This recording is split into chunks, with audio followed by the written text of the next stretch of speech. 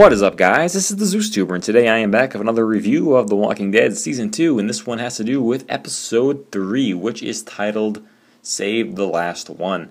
And the title is very, very well done, I feel, because when you first watch the episode, Save the Last One, you don't really know what it's going to mean, because usually the titles have something to do with the episode, in most TV shows, and you don't know until towards the end of the episode, and it's a big reveal once you finally put it all together. When you read Save the Last One, oh, that's why it's called that, and it's pretty cool. So this episode, I'm really only going to talk about the scenes of Rick or Shane and Otis, because besides that, not a lot else, anything interesting happens with any of the other characters in this episode, if I recall correctly. I mean, I know Rick is at Hershel's house with Hershel and his family and his friends, and Carl's dying, and that whole circumstance is kind of dire. It's kind of tense because Carl could die at any moment, and Shane is not back at the medical supplies yet, and Lori is there with him, and she's putting him in his place, and it's kind of the start of where I really started to hate Lori. Was the beginning of season 2 when she was just kind of,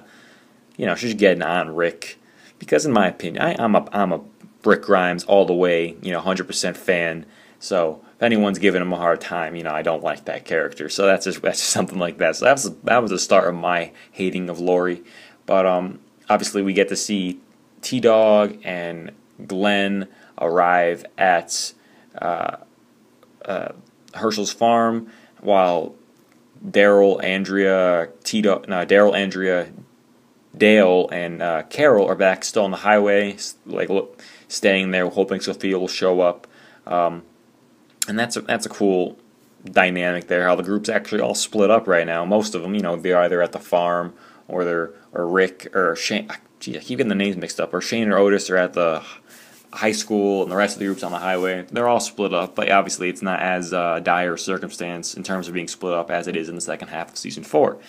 But there's a cool bonding scene between Daryl and Andrea, which is kind of cool. Obviously their relationship never really goes anywhere. I mean, she almost shoots his head off, and he forgives her, but their relationship never really goes too far, so it's kind of a pointless scene. But we do get to learn a little bit of insight on Daryl's past, which is cool. That's some cool character development, and we know that Andrea is still pondering if she wants to live or not. So she's still deeply affected by the blowing up of the CDC and Amy's death. So because it wasn't too long ago in the grand scope of things, so it's reasonable that she's still a little saddened by her sister's death, because even though it was a whole season ago, it really was only a few weeks ago in the show's timeline. And back on to Shane and Otis, the stars of this particular episode. Well, Shane is the particular star of this episode, I think, because this is the start of his downfall, I think, which is kind of going against what I said in my Season 1, Episode 5 review, where I said that was when Jeez, I keep getting Rick and Shane mixed up. When Shane raised his gun at Rick in the woods that time in Dale saw, I thought that was a downfall. But this was like a more definite step in the wrong direction, I think, when Shane killed Otis. Now, you can argue he did what he had to do, but at the same time, he didn't have to shoot him in the leg to, keep him alive when the walkers ate him. That was just cruel. Why didn't he just shoot him in the head, spare him the pain, and he still could have gotten away. I mean, that was just that was unnecessary right there, just causing him more pain, shooting him in the kneecap.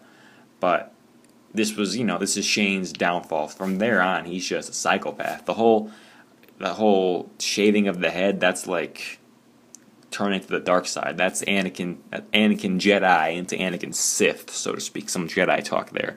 So there's no going back after that. So although the episode is a little slower paced, this does mark a major turning point for the series and for Shane, who is a main character in the show at this point. So I give this episode another 3.5 out of 5. But you know what? No, I'm going to give it a 4 out of 5, because I think the whole Shane situation makes up for some of the slower and more pointless scenes. So this has been the ZeusTuber, guys. Remember to rate, comment, and subscribe, and I'll see you guys later for another video.